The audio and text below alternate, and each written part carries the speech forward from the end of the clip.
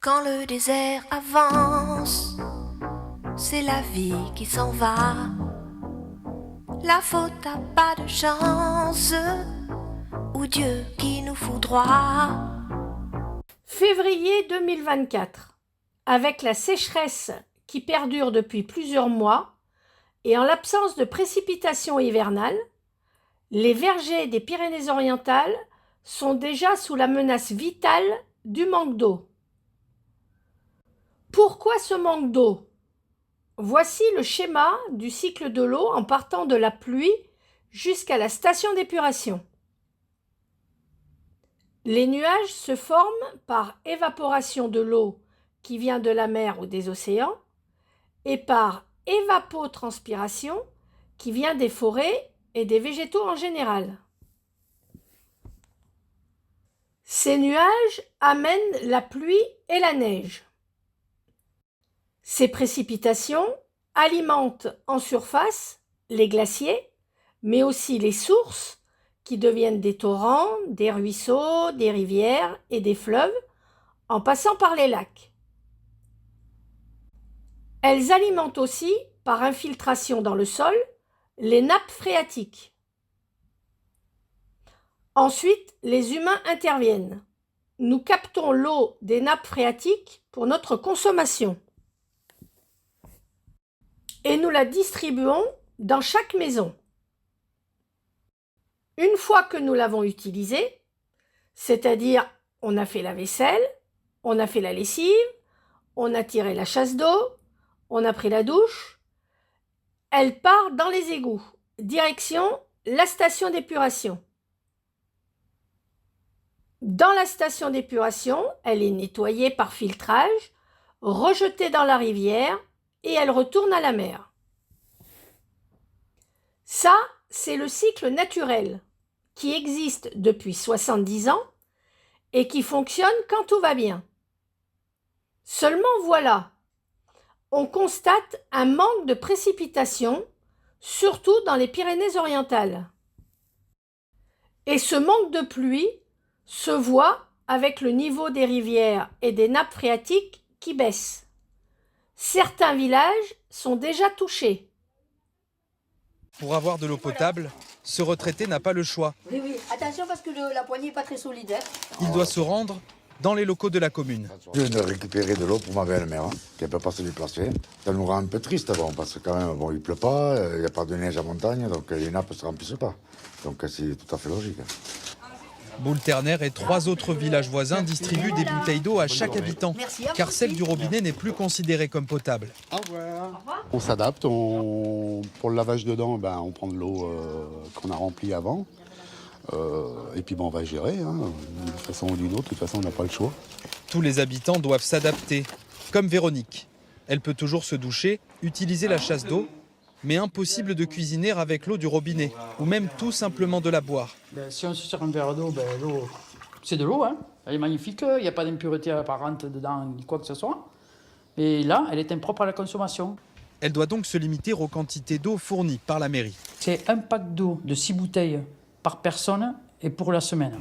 Une situation que ce maire aurait voulu éviter. À cause de la sécheresse, la réserve d'eau actuelle est à sec. L'eau est pompée ici à une vingtaine de mètres. Les autorités ont dû prendre la décision de puiser l'eau d'un réseau prévu pour les agriculteurs. C'est vraiment du très provisoire. C'est la course à l'eau et ça va être la guerre à l'eau. On va jouer des coudes, quoi.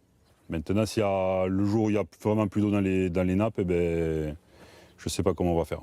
Un nouveau forage, plus profond, devrait être creusé prochainement pour alimenter les 3000 habitants privés d'eau potable. Il existe une solution pour pallier le manque de pluie. C'est d'utiliser l'eau propre des stations d'épuration au lieu de la jeter. Irriguer ou arroser les champs pendant l'hiver pour recharger les nappes phréatiques et s'en servir l'été pour préserver cette réserve qui n'est pas inépuisable. Arroser l'hiver quand les plantes sont en repos permettrait de recharger les nappes phréatiques.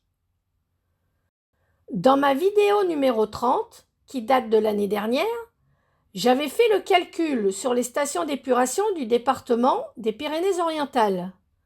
Et là, déjà, on voit qu'elles sont bien réparties sur le territoire.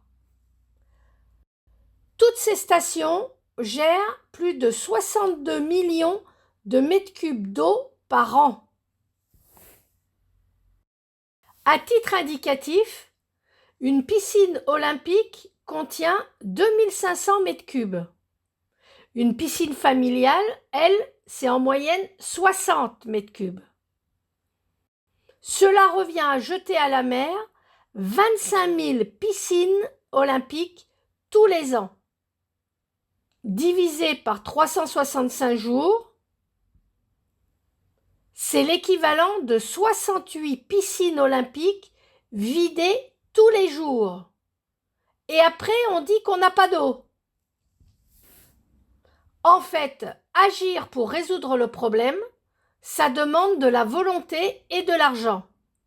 L'argent ne manque pas, puisque tous les ans, les agriculteurs reçoivent presque 400 millions d'indemnisations pour compenser les pertes agricoles. Alors que si la même somme était investie pour pallier au manque d'eau, l'investissement ne se ferait qu'une fois. Il y aurait donc tous les ans une manne disponible de 400 millions dans le budget du département. Mais on préfère ne rien faire, répéter année après année qu'il y a un manque d'eau pour que les Français absorbent bien l'information et qu'ils acceptent le moment venu la solution extrême, c'est-à-dire pénurie égale rationnement et surtout augmentation du prix. Pourquoi résoudre un problème alors que de le laisser dégénérer, ça ne coûte rien et ça rapporte plus? Si le problème de la sécheresse vous intéresse ou vous préoccupe, j'ai déjà fait plusieurs vidéos qui montrent qu'il existe des solutions et qu'il n'est pas encore trop tard. Quand le désert avance, c'est la vie qui s'en va. La faute à pas de chance, ou Dieu qui nous foudroie.